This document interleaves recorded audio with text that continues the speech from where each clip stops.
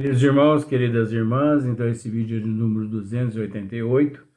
Eu resolvi, ela tá me cortando desde o dia de ontem, ela tá me podando, mas eu resolvi gravar mais esse porque aí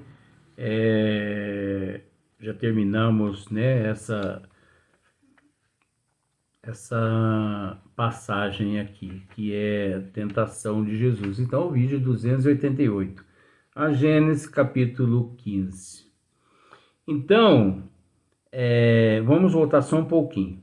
As duas outras parábolas que lembrei mostram o que ainda pode esperar aquele que, por muito fraco para expulsar o demônio, lhe sucumbiu às tentações.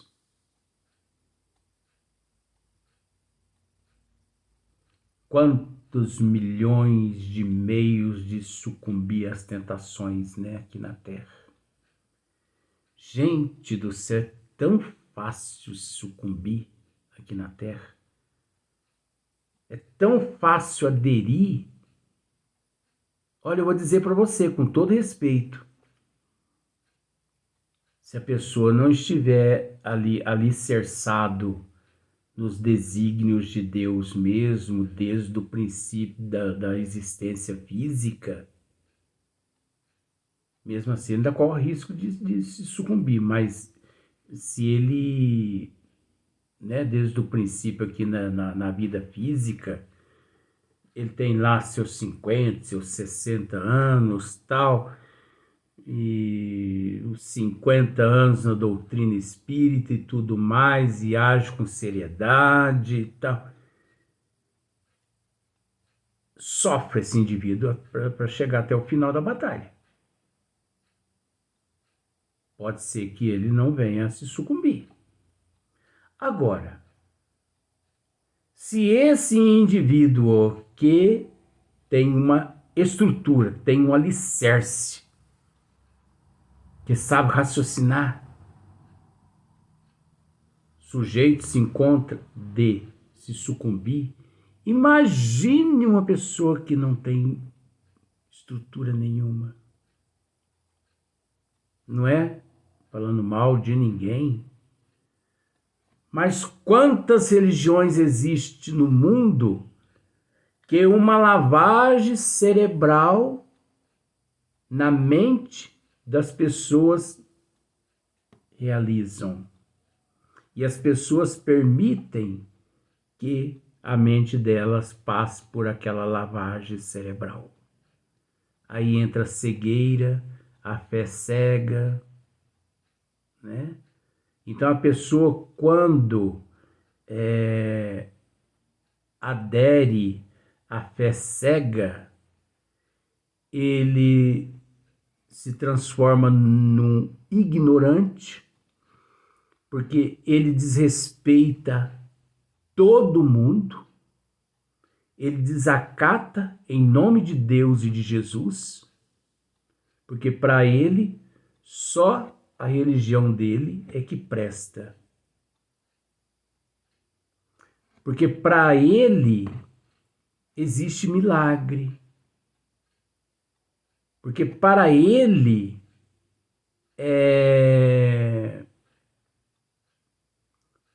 houve ali a mão de Deus que o livrou de um acidente. Como dizem muitos, um livramento. Não existe livramento não, gente. Isso é fantasia. Não vou nem pedir desculpa, porque as pessoas têm que raciocinar. Ah, mas fulano foi livrado. Livrado por quem? Quem o livrou do quê? Livrou-o da morte. Ah, é? O livrou da morte? Então tá. Por exemplo, meu filho recebeu um livramento. Ah, tá. O que aconteceu com teu filho? Bateu o caminhão, ou melhor, vamos usar assim. o meu filho viajava em um ônibus, mas Deus é tão bom. Olha só para você ver como que as pessoas ficam cegas nessa hora, por causa dessa lavagem cerebral. Deus é tão bom, mas tão bom, que você acredita que havia no ônibus, junto com o meu filho, 40 pessoas. Mas você acredita que Deus pôs a mão naquele momento do acidente e morreu 39 pessoas? E deu livramento ao meu filho. Oh, Deus misericordioso! Isso não é Deus, isso é o cão. E com todo respeito a esse termo, isso é o capeta, isso é o Satanás.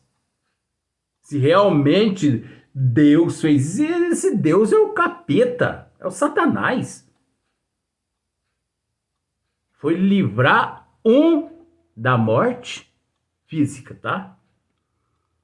E permitiu que 39 filhos dele sucumbissem, morressem ali no acidente carbonizado. Vamos raciocinar, gente. É a lei de causa e efeito, ação e reação, que nós vamos tratar no livro Obsessão e Desobsessão, Sueli Caldas Schubert. Não vou tratar desse assunto aqui agora. Eu estou me esquivando desse assunto até chegar nesse livro. Mas é a lei de causa e efeito, ação e reação. Lá nós vamos explicar.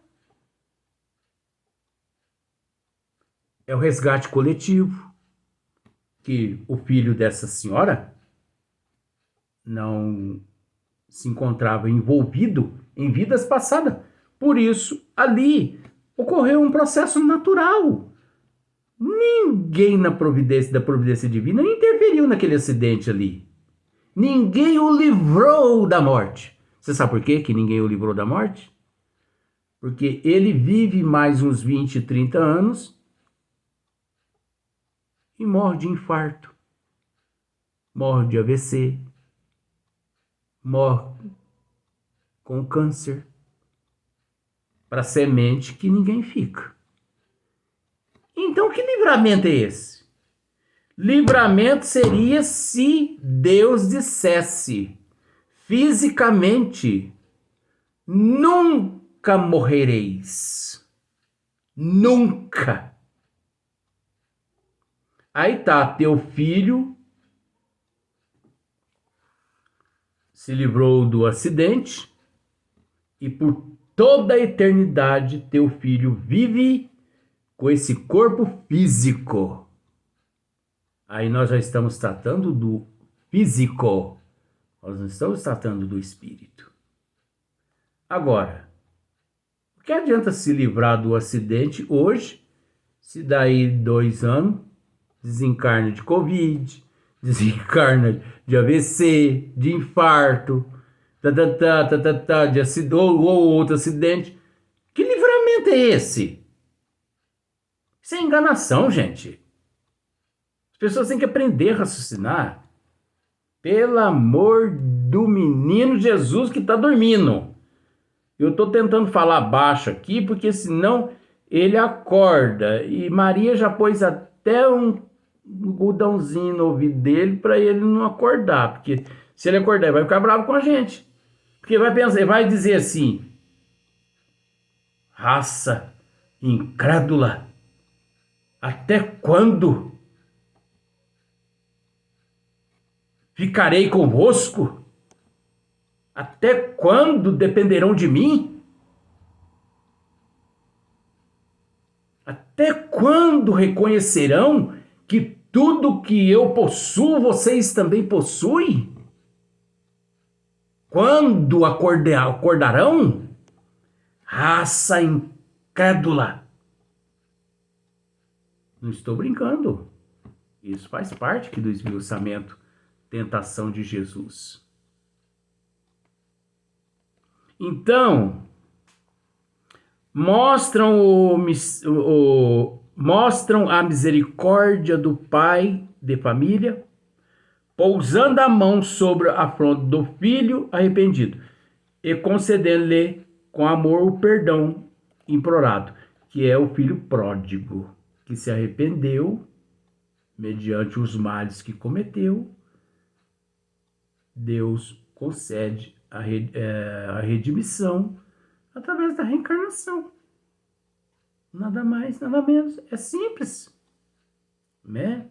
Ninguém vai para o inferno, ninguém vai queimar lá no caldeirão, né? Caldeirão, é caldeirão mesmo. Ninguém vai virar feijoada, né? Ninguém. Tem esse negócio não. E também não tem céu, não tem paraíso, e ninguém vai ser arrebatado também, assim, de corpo e alma, não. Não tem nada disso. Desde quando o mundo é mundo, desde quando o universo é universo, almas estão sendo arrebatadas a planos maiores graças às tuas virtudes. E não graças a Deus. Olha só, hein? Que coisa, hein? Almas estão sendo arrebatadas ao plano maior, aos planos de luz, graças às tuas boas virtudes e não graças a Deus. Porque Deus concede meios para que a pessoa trabalhe, para que hoje ela possa ser melhor que ontem e amanhã melhor que hoje. Você está com câncer na massa encefálica? Estou. Não culpe Deus, culpe você mesmo. Vai ao oncologista. O oncologista que é responsável por te fornecer um alívio no corpo físico. E depois recorra à providência divina da seguinte forma: Pai, me dai paciência para que eu passe por essa provação com aceitação, com resignação, com humildade, né? Eu tenho passado, eu falo assim, mas não é autobiografia minha não, porque alguns amigos me conhecem. Tem alguns amigos que me dizem assim: Luiz, para passar o que você passa tem que ser muito forte. Mas não é, porque eu estou com Jesus, porque é Jesus que me sustenta. Mas não é esse Jesus que vive por aí não, você entendeu? Esse Salvador que está por aí não. Não. Esse que é fiel a todo mundo, porque Deus e Jesus não tem que ser fiel para ninguém. Nós é que devemos ser fiel a eles, não eles a nós. Porque nós que necessitamos deles, não eles de nós. Então, muitos amigos que me conhecem me dizem assim: mas você é muito forte, porque para passar pelo que você passa, mas é porque eu ando com Deus e com Jesus. Pelo menos eu me esforço. Agora, veja bem, se eu escorregar amanhã, não tem problema nenhum. Sabe por que não tem problema? Porque eu não sou perfeito. Eu me encontro em processo de evolução, igual você se encontra. Então não exija de mim o que você ainda não possui. Não cobre de mim o que você ainda não tem. Nós temos que viver aqui na Terra desse jeito. Assim nós aprendemos a nos colocar uns nos lugares dos outros e a respeitar uns aos outros na condição de irmãos. Não é muito mais fácil assim? Então, mostram o culpado, o cismático, o homem repelido por seus irmãos, né? Que ainda está falando ainda do filho pródigo, porque ele pegou a parte da herança dele, foi embora, esbanjou tudo, depois voltou e mesmo assim o pai ainda fez uma grande festa e o recebeu. Isso é parábola, né? Somos nós, os filhos pródigos somos nós. Nós que somos os filhos pródigos. Porque enquanto nós temos saúde, enquanto nós temos dinheiro,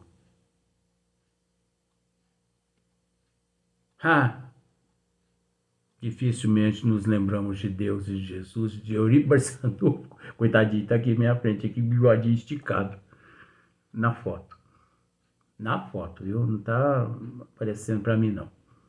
Bezerra de Menezes, coitadinho deles. Enquanto com saúde, nós não nos lembramos. Não é generalizando também não, tá, gente? Com todo respeito. Mas 99% não se lembra de Deus e de Jesus na hora que tá tudo bem. A pessoa só se lembra de Deus e de Jesus e de Nossa Mãe Maria Santíssima, de Bezerra de Menezes e do professor Barçanufo e outros espíritos, na hora que ele tá na desgraça. Perdão do termo. Na hora que ele tá sofrendo. Na hora que ele tá gemendo. E é nessa hora que ele está sofrendo, que ele está gemendo, que ele não deve buscar Deus e nem a Jesus e nem a Nossa Mãe Maria Santíssima. Ele deve parar e refletir os atos dele que o levou àquelas condições. Então, o muito que ele pode naquele momento fazer é o seguinte: Pai, conceda-me forças para que eu vença tudo que eu procurei com as minhas próprias mãos. Me conceda meios, Pai. E pronto. Não peça a Deus, cure o meu câncer, cure o meu fígado, até parece que eu sei o que eu estou falando, cure o meu pâncreas. Porque não foi ele que intoxicou você de medicamento, de tinta, de absorção. Não foi ele. Foi a pessoa ali que algo se intoxicou, então agora aguenta. Não é egoísta? Não fica pegando tudo quanto é energia negativa das pessoas para livrar as pessoas das dores? Não sente vontade de livrar as pessoas do sofrimento? Sinto. Não amas as pessoas? Amo. Então agora aguenta. Porque eu conheço uma pessoa que é assim, muito egoísta, sabe? Aproxima-se das outras pessoas e dos amigos e tudo. Absorve tudo que as pessoas, os amigos e todas as pessoas estão sentindo. As pessoas ficam ali, né? Meio maravilha, vendo, né? Vendo estrela. As pessoas vão ver estrela de noite. Tão bem que se sente. Né? Então, mas é aquele outro lá gemendo de dor. Noites e noites sem dormir. Mas é preferível assim. Isso chama-se amor pelo próximo. Haveras-se 50% da humanidade fossem dotada desse atributo, né? Então a gente fala dessa forma assim, apenas para mostrar algumas coisas que existem, que às vezes muitas pessoas não têm conhecimento. Então, o culpado, o cismático, o homem repelido por seus irmãos, valendo mais aos olhos do juiz supremo do que os desprezam, por praticar ele as virtudes que a lei de amor ensina. Pensai bem, já está terminando. Pensai bem os ensinamentos que os evangelhos contêm. Sabei distinguir o que ali está em sentido próprio ou em sentido do figurado. E os erros que vos hão cegado durante tanto tempo se apagarão, pouco a pouco, cedendo lugar à brilhante luz da verdade. João Evangelista, Bordeus, 1862. João Evangelista foi um apóstolo de Jesus. Que depois, João Evangelista ele nasceu em Assis, na Itália, na condição de Francisco de Assis. Então, nós respeitamos muito isso, mas nós temos ouvido muitas pessoas comentarem por aí que Chico Xavier foi Francisco de Assis, que Francisco de Assis foi Chico Xavier. Tem nada a ver. Não.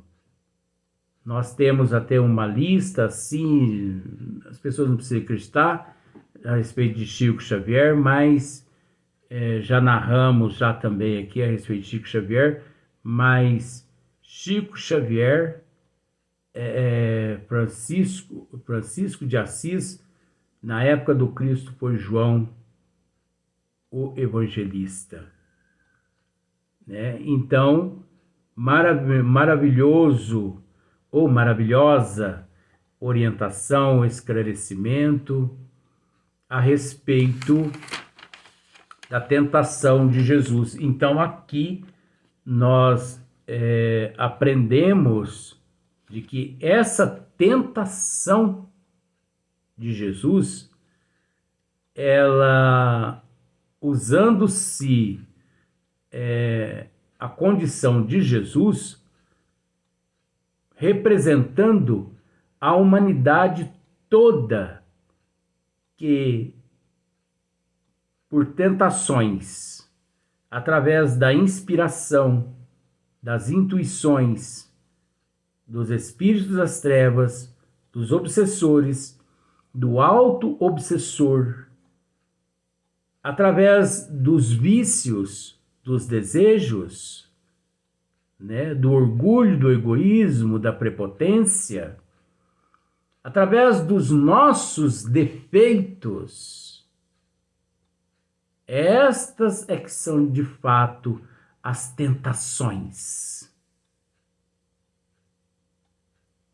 Estes que de fato significa os demônios que possuímos interiormente em nós. Estes que são os demônios, como aqui, adora-me que te darei todos os remos da terra.